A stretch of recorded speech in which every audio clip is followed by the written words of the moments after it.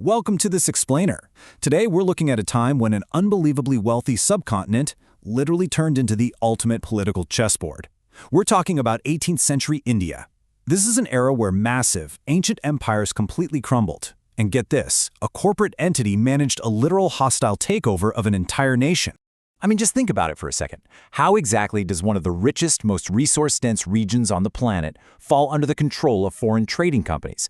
Imagine if a massive modern tech monopoly suddenly raised its own private army and just slowly started taking over a continent, province by province. Because that is essentially what went down here. It wasn't some overnight conquest by a huge foreign state army. No, it was a slow, incredibly calculated corporate expansion that took ruthless advantage of a very specific set of circumstances. Today, we're going to map out exactly how that happened. To do that, here's our roadmap. First, we'll look at the fragmented subcontinent, then the rise of Mysore, followed by Tipu Sultan's modern state. After that, we'll see the Europeans enter the picture. And finally, how the British secured their foothold. So, Part 1, a fragmented subcontinent. The chessboard is officially set. For the longest time, the powerful Mughal Empire was the undeniable center of gravity holding the vast Indian subcontinent together. But as their grip loosened, the entire political landscape just totally fractured. It started in 1707 when the last great Mughal emperor Aurangzeb died. His passing created this massive vacuum at the very top. Fast forward a bit to 1748, and we see the death of the Nizam of Hyderabad, Asif Jah. Since the Nizam was basically a powerful royal governor, his death instantly sparked these bitter, bloody succession disputes all across the south. And then, the real nail in the coffin, the devastating Third Battle of Panipat in 1761 against Afghan invaders. It completely crippled regional alliances in the north. Each of these events was like a sledgehammer blow to the region's unity. Now, you'd probably assume that a huge foreign invasion might actually bring regional kings together to fight a common enemy, right? Well, actually, it completely tore them apart. During massive invasions, like those led by the Afghan ruler Ahmad Shah Abdali, regional Indian powers often ended up joining opposite camps, just to settle petty local scores. Add to that some severe internal feuds, literally brothers killing brothers to claim local thrones, and you've got a recipe for total political fragmentation. It was absolute chaos. But you know, for a highly organized opportunist, chaos isn't a pit, it's a ladder. Which brings us to Part 2, the rise of Mysore in filling that power vacuum. As central power just completely evaporated, dynamic regional leaders started stepping up to secure their borders. A perfect example? The Kingdom of Mysore, under the command of a brilliant tactician named Hyder Ali. He started as a common soldier, but ruthlessly used the chaos of the era to climb the ranks, eventually taking control in 1761. To survive in this brutal new era, he knew he had to modernize. The old days of relying purely on heavy, slow-moving cavalry charges with swords and bows, yeah, those were entirely over. If you picture a chaotic cavalry charge trying to break through highly disciplined European infantry lines firing in strict volleys, you can see why the old tactics were failing.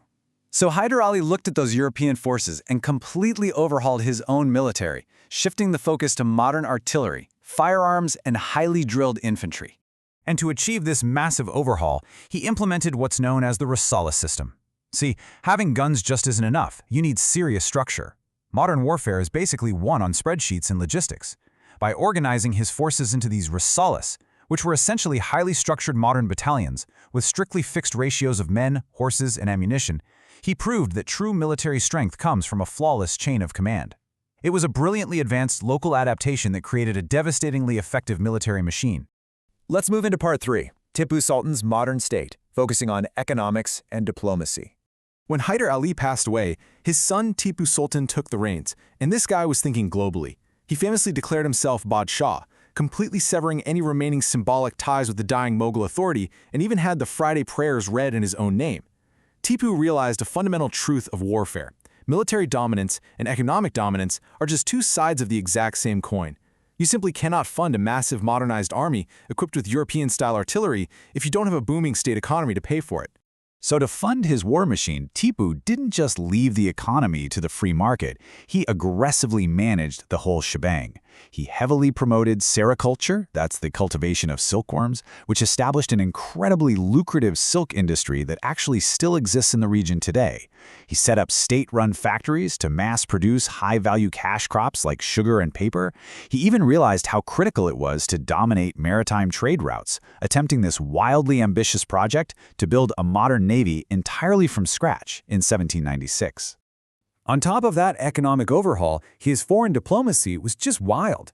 He was incredibly well-read and absolutely fascinated by the French Revolution. In what's honestly one of the most surreal details of this whole era, this 18th century absolute monarch in India actually planted a Tree of Liberty in his capital, joined the Revolutionary Jacobin Club, and insisted on being called Citizen Tipu. I mean, it's deeply ironic, but it was a very calculated move to court French favor and really annoy the British. He was sending a loud, clear signal: I have very powerful European friends. Let's look at part 4. Enter the Europeans, and their quest to access the wealth. So while regional powers like Mysore were battling it out on land, European merchants were arriving by sea to claim their own piece of the chessboard, and their primary motivation? Entirely driven by profit. For centuries, the overland trade routes for incredibly lucrative Indian spices and textiles were tightly controlled by Arab and Venetian monopolies. The massive markups on these goods by the time they reached Western Europe were astronomical, sometimes thousands of %. The Europeans were absolutely desperate to find a direct sea route so they could bypass those middlemen and keep those staggering profits for themselves.